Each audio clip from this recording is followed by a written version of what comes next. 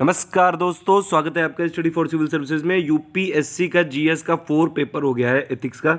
इसके एनालिसिस कर लेते हैं। सबसे पहले तो यही कि 250 नंबर का पेपर होता है ये। इसमें देखिए 150 शब्दों के 13 क्वेश्चन आए थे, ठीक है, और 250 शब्दों के आपके 6 क्वेश्चन आए थे। तो मतलब अगर आप टोटल देखेंगे यहाँ पे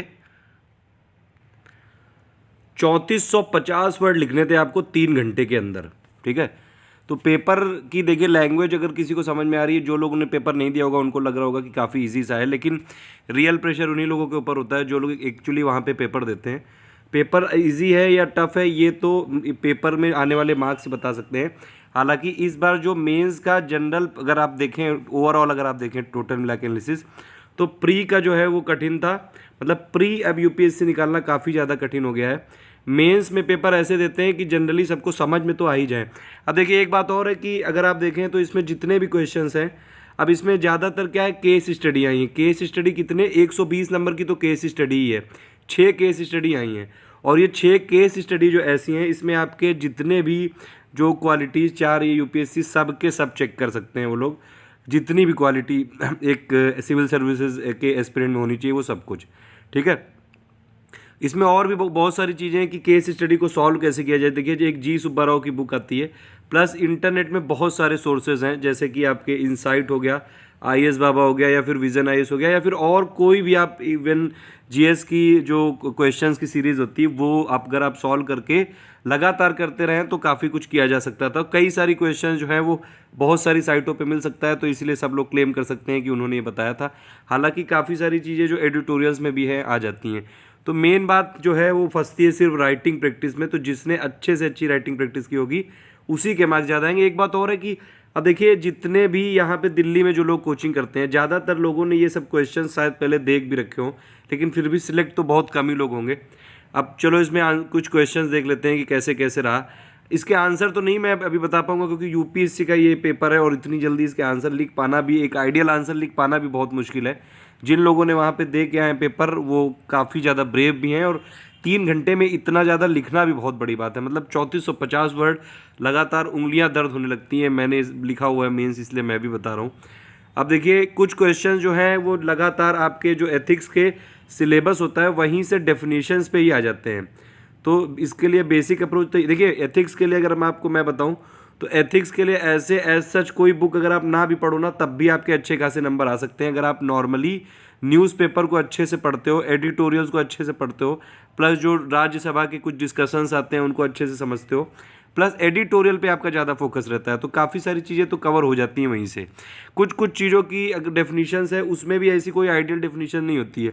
अगर आप नॉर्मली सब कुछ ये मतलब जनरल अवेयरनेस आपकी बहुत ज़्यादा है तो आप उन डेफिनेशंस को भी बना के लिख सकते हो, ठीक है। मेन जो खेल होता है वो केस स्टडी में होता है। केस स्टडी में 120 नंबर पे वो लोग बस आपकी चेक करेंगे कि क्या क्या आपकी थॉट प्रोसेस है, उसमें कितने नंबर मिले। आप देखिए 120 नंबर भी इस पेपर में मिलाना बहुत मुश्किल बात है। जिसके भी 100 के आसपास भी आते हैं, मतलब जीएस में 100, 110, 120 ऐसे मतलब नॉर्मल एवरेज यही स्कोर जाता है, करीबन 80, 90 के आसपास ऐसे ही जाता है।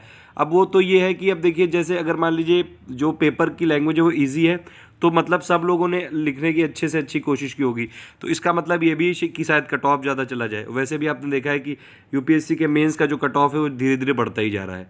कुछ क्वेश्चंस देख लेते हैं। देखिए पहला क्वेश्चन आया था कि आपको ये 3 बेसिक वैल्यूज़ बतानी थी जो यूनिवर्सल हैं नेचर में। इसमें देखिए बहुत सारी वैल्यूज़ बताई जा सकती है, इंटीग्रिटी हो गई, एम्पैथी हो गई, अकाउंटेबिलिटी हो गई, बहुत सारी वैल्यूज़ बताई जा सकती हैं यहाँ पे।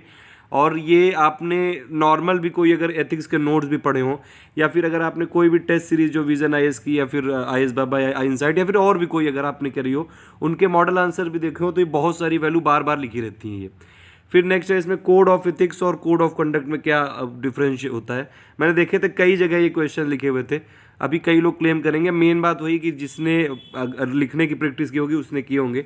10-10 क्वेश्चन है, 10-10 नंबर के क्वेश्चन है, 150-150 वर्ड में लिखना है। फिर पब्लिक इंटरेस्ट क्या होता है, क्या प्रिंसिपल और प्रोसीजर आपको फॉलो करनी चाहिए as a civil servant public interest के लिए। अब ये तो देखिए बेसिक रोल ही है ये, तो इस पर भी अच्छे खासे आंसर लिखे जा सकते थे। राइट टू इन्फॉर्मेशन एक्ट जो है वो सिर्फ आपके सिटीजन को एम्पावर करने के लिए नहीं है, बल्कि ये जो है ये अकाउंटेबिलिटी को भी रीडिफाइन करता है कि आपने अगर आपको कोई पोजीशन दी गई तो आप अकाउंटेबल भी हैं उन सब चीज़ों को। इसके यहाँ पे थोड़ा सा कमेंट करना है, 150 शब्दों में करना है, डिस्कस करना है कुल मिला के, ठीक है। कॉन्फ्लिक्ट ऑफ इंटरेस्ट क्या होता है, और इसमें एग्जाम्पल ये शायद मुझे लगता है जैसे चंदा कोचर की जो न्यूज़ आ रही थी उसी से रिलेटेड क्वेश्चन है। काफ़ी सारे क्वेश्चन जो हैं वो करंट अफेयर्स के इर्द गिर्द ही घूमते रहते हैं। फिर नेक्स्ट है इसमें कि आपको ये बताना है कि अगर आप, अब देखिए ये वॉरेन बफे ने क्या कहा था कि अगर आप किसी को हायर कर रहे हैं तो 3 क्वालिटी को देखते हैं, इंटीग्रिटी, इंटेलिजेंस और एनर्जी। और अगर पहली वाली नहीं है, इंटीग्रिटी नहीं है, तो दूसरी और तीसरी बेकार है, ठीक है। दूसरी और तीसरी दे विल किल यू। इस स्टेटमेंट को प्रेजेंट डे की सिचुएशन में आपको एक्सप्लेन करना था। नेक्स्ट है इसमें कि अगर आपने, देखिए नेक्स्ट है इसमें कि अच्छे काम करने के लिए सब कुछ परमिटेड होता है अगर वो एक्सप्रेसली मतलब अलग से एक्सक्लूसिवली प्रोहिबिटेड ना किया गया हो तो। अब इसको एक पब्लिक सर्वेंट के कॉन्टेक्स्ट में एक्सप्लेन करना था यहाँ पे। फिर ये है कि आपके जो मोरालिटी ऑफ एक्शन होते हैं कि एक कहता है मीन्स और एक कहता है एंड्स इंपॉर्टेंट है। इसमें देखिए एक जो एथिक्स वाले पेपर है इन सब में गांधी जी का बड़ा इंपॉर्टेंस है। गांधी जी जैसे बोलते हैं कि केवल एंड्स नहीं मीन्स भी इंपॉर्टेंट होते हैं। एक डिफेंस का पेपर होता है यूपी पीसीएस में, उसमें कुछ लोग बोलते हैं, कुछ स्कॉलर बोलते हैं कि नहीं ऐसा नहीं है, हमको सिर्फ अपने जो एंड्स हैं उन पे मेन मकसद का रखना चाहिए, मीन्स चाहे जैसे भी हो, अगर आपका एंड अच्छा है तो बहुत बढ़िया बात है। गांधी जी कहते हैं कि नहीं नहीं, जो कार्य करने की प्रोसेस है वो भी इंपॉर्टेंट होनी चाहिए, तो मीन्स भी इंपॉर्टेंट है, एंड्स भी इंपॉर्टेंट है। अब इसमें यहाँ पे जस्टिफाई करना था, बीच बीच में अगर कुछ थिंकर्स का रेफरेंस दे दिया जाए क्वेश्चंस में तो थोड़ी सी मार्क्स बढ़ने की जो है, मार्क्स मिलने की पॉसिबिलिटी बढ़ जाती है।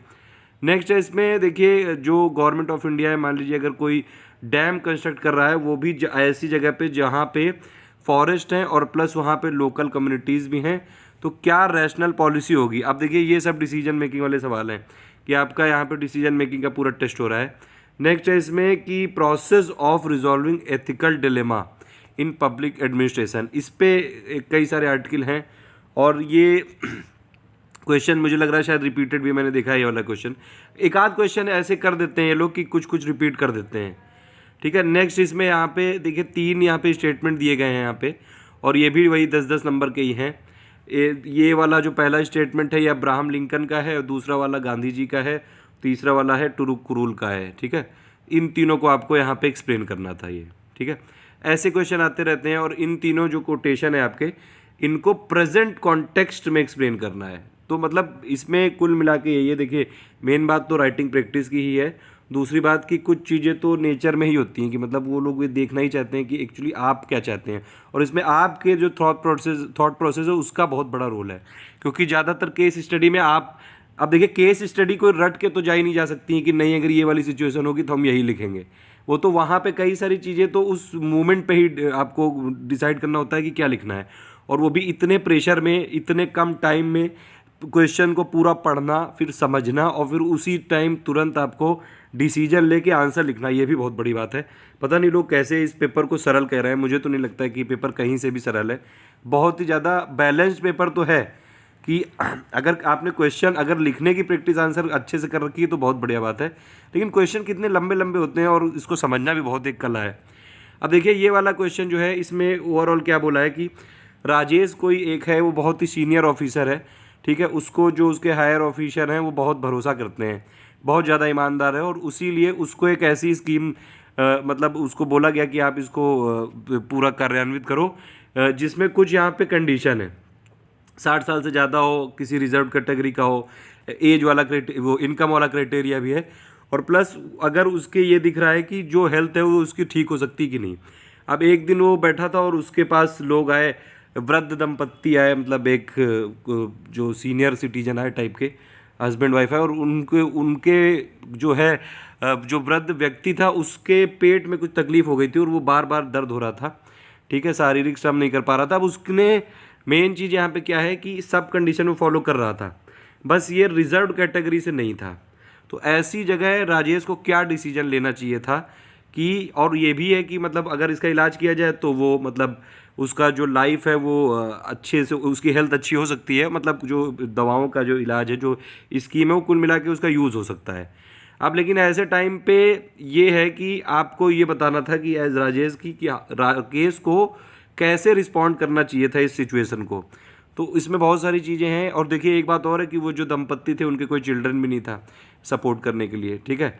तो मतलब यहाँ पे बहुत सारे एंगल हैं, एथिक्स वाले भी एंगल हैं, और यहाँ पे जो आपको बोला गया है उसका भी एंगल है कि आप अपनी, जो आपको बोला गया है कि आप स्कीम में एक वो जो कंडीशन बनाई गई सरकार ने कुछ सोच समझ के, तो रूल्स और डिसिप्लिन वाली भी बात है, मोरालिटी वाली भी बात है कि आपको ये भी देखना है कि उनके कोई बच्चे उच्चे नहीं हैं।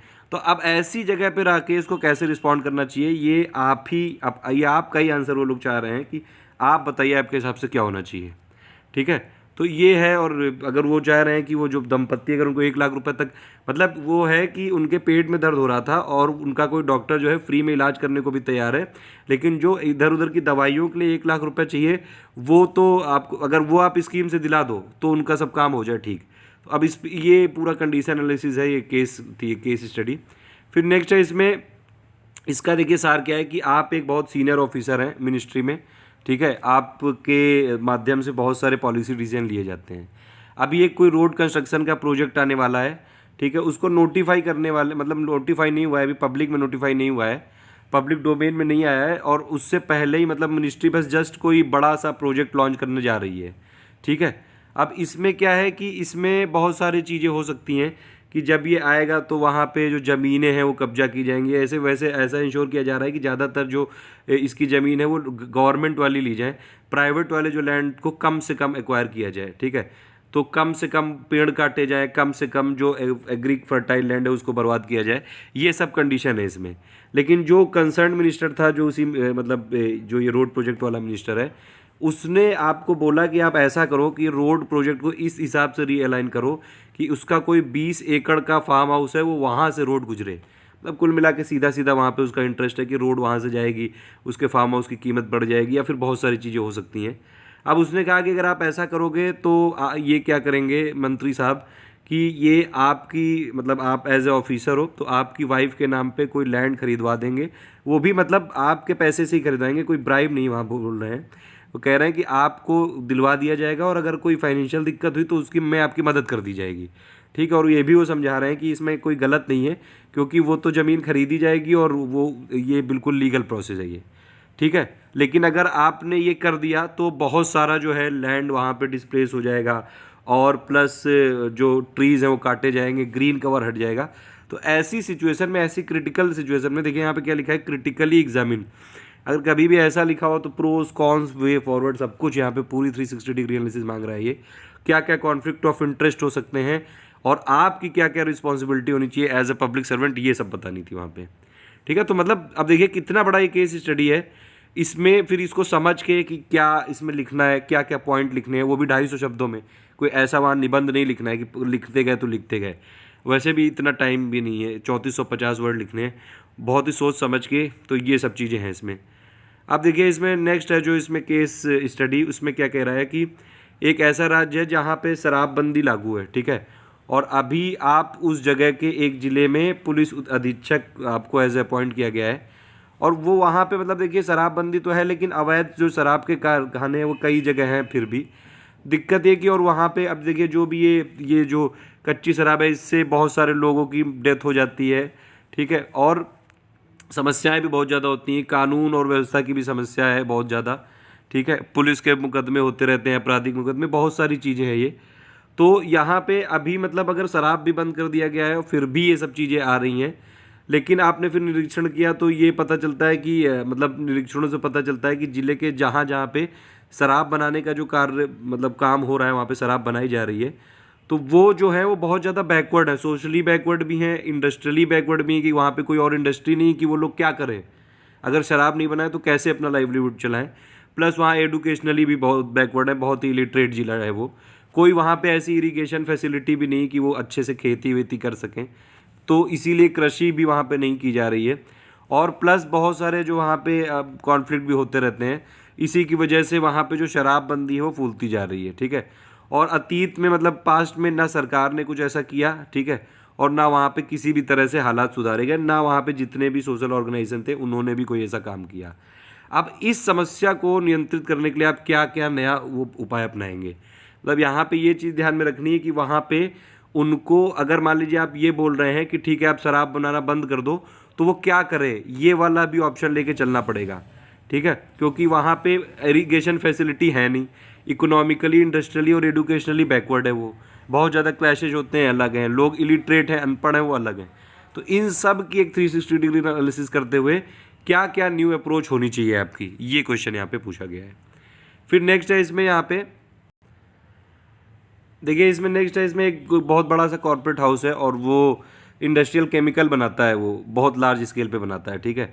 अब वो एक अपनी एडिशनल यूनिट लगाना चाह रहा है, लेकिन पहले तो कोई स्टेट राजी नहीं हो रहा था, फिर एक स्टेट किसी तरह राजी हुआ कि हाँ ठीक है हम आपको लगाने देंगे, जबकि वहाँ के जो सिटीजन थे वो मना कर रहे थे, फिर भी उसने वहाँ पे लगा दिया। अब जैसे ही जो यूनिट ये चालू हुई इसकी, और बहुत ज़्यादा वहाँ पे पॉल्यूशन वॉल्यूशन बढ़ गया, एफ्लुएंट बहुत ज़्यादा बढ़ने लगे, वहाँ पे लैंड डिटेरियोरेट हो गया, वाटर की क्वालिटी ख़राब हो गई, क्रॉप की जो है वो, मतलब सब चीज़ों पे डेट्रीमेंटल इफेक्ट आ गया, इसीलिए बहुत ज़्यादा सीरियस हेल्थ प्रॉब्लम होने लगे, लोगों ने बहुत ज़्यादा विरोध करना चालू कर दिया, खूब सारी एजिटेशन स्ट्राइक होने लगी, इतना ज़्यादा पब्लिक एक्शन हुआ, तो फिर पुलिस ने भी खूब एक्शन लिया, लेकिन फाइनली यही है कि स्टेट गवर्नमेंट ने उस जो फैक्ट्री को क्लोज कर दिया। अब फैक्ट्री तो बन चुकी थी, 10 साल रन भी कर ली थी करीबन, ठीक है, इसीलिए अब जो फैक्ट्री का एक जो इकोसिस्टम पूरा डेवलप हो चुका था। अब देखिए एक फैक्ट्री बनती है तो सिर्फ वो फैक्ट्री में जो अंदर मजदूर होते हैं उनको काम नहीं मिलता है, उसमें बहुत सारे जो छोटी छोटी चीज़ों की ज़रूरत होती है। मान लीजिए केमिकल फैक्ट्री है तो इसके जो मतलब किन चीज़ों से केमिकल बनता है, उसके जो भी इनपुट मटेरियल होगा उसके लिए भी कई सारी एंसिलरी इंडस्ट्री भी बनी होंगी। तो जब ये फैक्ट्री बंद हुई तो एंसिलरी जो इंडस्ट्री है वो भी बंद हो जाएंगी, तो यहाँ वाले भी जो मेन फैक्ट्री के मजदूर हैं वो तो बेरोजगार होंगे ही, प्लस जो छोटी छोटी यूनिट्स हैं उनके लोग भी बेरोजगार हो जाएंगे। तो आप ये बताइए यहाँ पे एज ए सीनियर ऑफिसर कि आप कैसे इस सिचुएशन को रिस्पॉन्सिबिलिटी के साथ हैंडल करेंगे कि वहाँ के लोगों की अनएम्प्लॉयमेंट की समस्या भी आप दूर कर दो, प्लस वहाँ पे जितना पॉल्यूशन हो चुका है जो आपके लैंड वाटर में और क्रॉप में हो चुका है वो सबको कैसे दूर करो। तो ये सब चीज़ें यहाँ पे करना है, कैसे, how are you going to address it, ये है क्वेश्चन पूरा, ठीक है। फिर देखिए नेक्स्ट है इसमें क्वेश्चन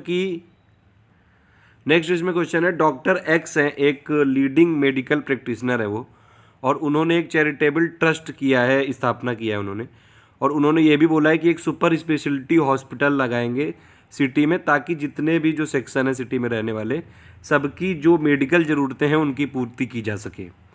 अब देखिए ये जो स्टेट है वैसे भी ये बहुत दिनों तक निगलेक्टेड रहा है, तो अगर यहाँ पे ऐसी जगह पे हॉस्पिटल आ जाएगा तो ये बहुत बड़ा वरदान होगा ये वहाँ पे रहने वाले लोगों के लिए, ठीक है। अब आप इसमें देखिए आपका क्या है कि आप एक टैक्स इन्वेस्टिगेशन एजेंसी के हेड हैं, ठीक है, और आपने कुछ इंस्पेक्शन किया और आपने ये पाया कि जो डॉक्टर की क्लिनिक में है कुछ वहाँ पे टैक्स इरेगुलरिटी हुई है, ठीक है, टैक्स वैक्स मतलब थोड़ी बहुत इरेगुलरिटी हुई है, और वहाँ पे ये पाया आपने कि काफ़ी ज़्यादा उन्होंने टैक्स की विदहोल्डिंग कर ली है, तो उनको वो टैक्स पे करना चाहिए, ठीक है। डॉक्टर बहुत कोऑपरेटिव है, उन्होंने कहा कि ठीक है हम पूरा दे देंगे आपको, लेकिन फिर आपने और ज़्यादा ये देखा थोड़ा सा इसमें रिसर्च की कि और भी बहुत सारी डिफिशियंसी हैं, और वो सब जो हैं टैक्स कॉम्प्लायंस में वो टेक्निकल हैं, वो प्योरली टेक्निकल हैं कि शायद वो डॉक्टर भी नहीं समझ पाया, क्योंकि टैक्स की जो प्रोसेस है इतनी ज़्यादा कॉम्प्लेक्स है इंडिया में, उसकी वजह से वो मतलब उसने जानबूझ के नहीं किया वो जो चीज़ें हुई। तो कुछ जो जानबूझ के थी विद होल्डिंग वाली उसके लिए वो तैयार हो गया, लेकिन कुछ अनजाने में जो हो गई वो प्योरली टेक्निकल थी, तो उसमें भी वो भी आपने पकड़ ली। अब ये जो टेक्निकल डिफॉल्ट्स हैं अगर आपने ये परस्यू की, मतलब आप आगे ले गए, तो बहुत ज़्यादा टाइम लगेगा, एनर्जी लगेगी, जो डॉक्टर अपना हॉस्पिटल सुपर स्पेशलिटी हॉस्पिटल खोलने वाला था वो भी नहीं खोल पाएगा, तो सिटी को लोगों को भी दिक्कत होगी, ठीक है। अब आपके पास दो ऑप्शन है, या तो आप एक ब्रॉडर पिक्चर लें और कहें कि चलो ठीक है जो आपका टैक्स कंप्लायंस है वो आप पूरा करो, जो छोटे मोटे डिफ़ॉल्ट हैं टेक्निकल, प्योरली जो टेक्निकल चीज़ है कि आप भी समझ रहे हो कि नॉर्मल आदमी क्या समझेगा, वो डॉक्टर है, वो कोई टैक्स का वो सीए तो है नहीं, ठीक है। तो अगर ऐसी चीज़ को आप कंसीडर करके कि कह रहे हो कि टैक्स आप भर दो, तो एक तो ये व्यू है। दूसरा ये व्यू है कि आप बिल्कुल मैटर को स्ट्रिक्टली लो कि नहीं नहीं, अगर हमको टैक्स इन्वेस्टिगेशन एजेंसी का हेड बनाया गया है तो हम अपनी रिस्पॉन्सिबिलिटी पूरी तरह से निभाएंगे, सब कुछ बिल्कुल नियम और कायदे के हिसाब से चलेगा, चाहे हॉस्पिटल बने या ना बने। अब यहाँ पे देखिए बहुत सारे एंगल हैं। पहला एंगल तो यही है कि आप अपनी जॉब से कितने डेडिकेटेड हो। दूसरा एंगल ये भी है कि सोशली आप एक सिविल सर्वेंट हो, तो आपकी जॉब क्या है कि आप मतलब लोगों की भी तो एक, लोगों के लिए ही तो आप हो एक सर्वेंट ना। तो वहाँ पे अगर जो सिटी के लोग हैं उनके लिए हॉस्पिटल भी नहीं बन पाएगा तो फिर तो लोग परेशान ही होंगे ना। तो ये जो लोक सेवा वाली जो चीज़ है वो वाली भावना और बहुत सारी चीज़ों को यहाँ पे कॉम्प्लेक्स के साथ अब आपको बताना है कि क्या कोर्स ऑफ एक्शन आप लेंगे और क्यों लेंगे, ठीक है, कि what, which course of action and why. तो 250 शब्दों में लिखना है। अब इस पूरे को समझ के और लिखना, मतलब देखिए लिखने को तो कोई भी लिख सकता है, और इस जितने भी इस पेपर में क्वेश्चन पूछे गए हैं, जितने भी नॉर्मल जो लोग तैयारी करते हैं स्टूडेंट, सब लोग लिख सकते हैं। मेन बात यही है कि यूपीएससी में जो एग्जामिनर बैठे हैं वहाँ पे वो नंबर किसको क्या देंगे, ये जो चीज़ है। और मतलब बेस्ट आंसर तो ऐसा कुछ होता ही नहीं है। मेन बात वही है कि अगर वो एग्जामिनर को क्लिक कर गया और आपने बिल्कुल टू द पॉइंट लिखा हुआ, वो सब चीज़ें राइटिंग प्रैक्टिस से ही आएंगी। नेक्स्ट इसमें लास्ट क्वेश्चन है कि स्नोडन जो है उसने जैसे गवर्नमेंट के बहुत सारा डेटा उसने लीक कर दिया था। अब इसमें ऐसा एक लॉ था वहाँ पे कि एक स्पाइनेज करके एक्ट है, उसमें ये बोला गया है कि अगर आप स्टेट के कोई सीक्रेट आप रिवील करते हो तो ये ट्रेजन का चार्ज माना जाएगा कि आपने देश से गद्दारी कर दी, ठीक है। लेकिन स्नोडन ने बोला था कि ये हमारा मोरल ऑब्लिगेशन है, ये एक विसल ब्लोइंग का एक्ट है और मुझे ये बिल्कुल ऐसा बताना चाहिए कि गवर्नमेंट जो है कई सारे जो मतलब लोगों की प्राइवेसी भंग कर रही है, तो इसलिए मेरे ऊपर ये मोरल ऑब्लिगेशन है कि मुझे पब्लिक को बताना ही पड़ेगा कि क्या क्या उनके नाम पे किया जा रहा है और जो उनके नाम पे नहीं किया जाना चाहिए, ठीक है। तो या फिर उनके नाम पे जो उनके अगेंस्ट में किया गया है। अब देखिए ये सब चीज़ें हैं कि अब आपको ये बताना है कि स्नोडन के जो एक्शन है क्या वो इथिकली जस्टिफाइड है। तो यहाँ पे देखिए वर्ड क्या लिखा हुआ है, एथिकली जस्टिफाइड, ठीक है, लीगली नहीं लिखा हुआ है यहाँ पे, एथिकली लिखा हुआ है। तो इवन इफ लीगली प्रोहिबिटेड कि मतलब लीगली अगर प्रोहिबिटेड भी हैं वो, तो क्या एथिकली जस्टिफाइड है वो, और क्यों है तो क्यों, मतलब अगर दोनों चीज़ें हैं, अगर हैं तो क्यों, और अगर नहीं है तो क्यों नहीं, ठीक है। तो इसमें एक आर्गुमेंट बनाना था आपको, जितने भी यहाँ पे वैल्यूज़ थी उन सभी की एनालिसिस करते हुए। Thank you for listening. मेरे हिसाब से मैंने आपको ये एनालिसिस बताई है, क्वेश्चंस के आंसर नहीं बताया मैंने यहाँ पे, और बताने में शायद ये क्वेश्चन के आंसर में लिखने में भी काफ़ी टाइम लग सकता है। आप लोग इसको अपने हिसाब से राइटिंग प्रैक्टिस ज़्यादा से ज़्यादा करिएगा, ठीक है। और मेन एनालिसिस यही है जीएस के पेपर की फाइनली, कि जीएस के पेपर के लिए अगर आप डेली द हिंदू पढ़ते हैं, द हिंदू के जो एडिटोरियल्स आते हैं, क्योंकि देखिए जितने भी इंसाइट है, चाहे आईएएस बाबा है, चाहे विजन आईएएस है, चाहे जो भी कोचिंग वाले हैं, वो सब बस द हिंदू की समरी ही देते हैं। जो इन लोगों के क्वेश्चंस होते हैं वो भी द हिंदू से ही होते हैं, या द हिंदू से होते हैं, या फिर इंडियन एक्सप्रेस से हो जाते हैं, या फिर और कई सारे पेपर आते रहते हैं उनसे हो जाते हैं। तो मेन चीज़ यही है कि आप राइटिंग प्रैक्टिस ज़्यादा से ज़्यादा करिए जितनी भी, और किसी भी दिल्ली उल्ली की कोचिंग कोई ज़रूरत नहीं है ज्वाइन करने की। आप बिना ज्वाइन करे भी क्वेश्चन पेपर ऐसे बनाया गया है कि एक नॉर्मल आदमी भी सभी के आंसर कर सकता है। अब आंसर तो सब लोग करेंगे, लेकिन मेन बात वही कि किसने पूरे अटेम्प्ट कर लिए और किसने टू द पॉइंट आंसर लिखा है, बस वही आगे जा सकता है शायद यहाँ से, ठीक है। और इसके लिए आप राज्यसभा टीवी की जो एनालिसिस है वो देखते रहा करिए। बहुत सारी जो रिपोर्ट आती हैं, स्पेशल रिपोर्ट, विशेष, राज्यसभा की न्यूज़ नहीं मैं बता रहा हूँ, जो रिपोर्ट्स आती हैं, इंडियाज़ वर्ल्ड आता है, बिग पिक्चर आता है, ठीक है, देश देशांतर आता है, बहुत सारी ये चीज़ें हैं, बहुत इंपॉर्टेंट है ये आप देख सकते हैं। प्लस द हिंदू देख सकते हैं, इंडियन एक्सप्रेस का जो भी एडिटोरियल है, द हिंदू के एडिटोरियल ज़रूर देखने चाहिए। प्लस आप किसी भी कोचिंग के जो मेंस के क्वेश्चंस होते हैं वो आंसर भी देते हैं, और ये बुकलेट टुकलेट मिल जाती है 20-20, 25-25 रुपए की, राजेंद्र नगर, मुखर्जी नगर, या आप जहाँ भी रहते हैं दिल्ली में तो मिल जाती है, और बाकी स्टेट वाले भी यहाँ दिल्ली से मंगा सकते हैं, कई जगह ये लोग भेजते भी हैं पोस्टल कोरियर करके। तो ये करके आप ज़्यादा से ज़्यादा राइटिंग प्रैक्टिस करें, वही सबसे बेटर रहेगा। कोचिंग ज्वाइन करने की ज़रूरत नहीं है, मतलब मेन चीज़ बस राइटिंग प्रैक्टिस ही यहाँ पे है। और जितना ज़्यादा से ज़्यादा आप चीज़ों को रटने के बजाय समझने पे ध्यान देंगे उतना फ़ायदा होगा मेंस में। हालांकि जो प्री है वो काफ़ी ज़्यादा टफ होता जा रहा है। तो ओवरऑल एनसीईआरटी का तो बेस होना ही चाहिए, उसके ऊपर जो ये एनालिसिस है कि द हिंदू और इन सब की आपकी अंडरस्टैंडिंग होनी चाहिए। हिंदी में कई सारे पेपर आते हैं, दैनिक जागरण भी आता है, जनसत्ता भी आता है, हिंदुस्तान भी आता है, जहाँ जहाँ से अच्छा एडिटोरियल मिले वो आप पढ़ लो। अब हिंदी में देखिए, अगर आपको साफ बताऊं तो हिंदी मीडियम में इतने अच्छे रिसोर्सेज हैं ही नहीं, क्योंकि द हिंदू से डायरेक्टली क्वेश्चन आता है। लेकिन किसी भी हिंदू वाले पेपर में अब वही चीज़ अगर हिंदी में दी है तब तो ठीक है, लेकिन द हिंदू से तो मतलब कई सारे क्वेश्चन तो एडिटोरियल से ही बना दिए जाते हैं। अब ऐसा क्यों यूपीएससी करती है ये नहीं पता, लेकिन फिर भी किसी तरह या तो द हिंदू को हिंदी में मिल जाए कोई, ठीक है, या फिर आप थोड़ा सा ना द हिंदू को समझना चालू कर ही लीजिए, क्योंकि हिंदी मीडियम भी है तो अब भी अगर आप डेली पढ़ना चालू कर लेंगे यहाँ पे तो चीज़ें समझ में आने लगेंगी। यूट्यूब में कई सारे लोग एनालिसिस करते रहते हैं द हिंदू की। एनालिसिस मुझे नहीं लगता है कि कोई बहुत ही ज़्यादा वो ठीक तरीका है। मेरे हिसाब से आपको एडिटोरियल खुद पढ़ना चाहिए, वो सबसे ठीक तरीका है, क्योंकि देखिए हर आदमी का अपना इंटरप्रिटेशन होता है। अब मान लीजिए कोई एक एडिटोरियल लिखा गया है 4-5 पन्ने का, उसको कोई बना रहा है 1 स्लाइड में, कोई बना रहा है 4 स्लाइड में, तो इससे बेटर है कि आप उस पूरे एडिटोरियल को पढ़ लें और प्लस उसके जो जो फैक्ट हैं और प्लस डेटा है वो खुद लिख लें, वो सबसे बेटर तरीका होता है। और उसके बाद राइटिंग प्रैक्टिस कर लीजिए। तो यूट्यूब में सिर्फ आप क्या करिए, सप्लीमेंट्री चीज़ें, जो कॉम्प्लीमेंट्री चीज़ें, मतलब जैसे अगर आपको देखना ही है यूट्यूब में, देश देशांतर देखिए, ये बहुत इंपॉर्टेंट है। बिग पिक्चर देखिए, बहुत इंपॉर्टेंट है। इंडियाज़ वर्ड देखिए, बहुत ज़्यादा इंपॉर्टेंट है। पॉलिसी वॉच, ये सब राज्यसभा में आते हैं, या फिर ऑल इंडिया रेडियो के कुछ कुछ प्रोग्राम देखे जा सकते हैं, सुने जा सकते हैं उसमें। एवन सामयिकी होता है, डेली एक न्यूज़ का डिस्कशन करते हैं। ये डिस्कशन इसलिए ज़्यादा जरूरी है क्योंकि यहाँ पे कई सारे ब्यूरोक्रेट्स को बुलाया जाता है, कई सारे एक्सपर्ट्स को बुलाया जाता है।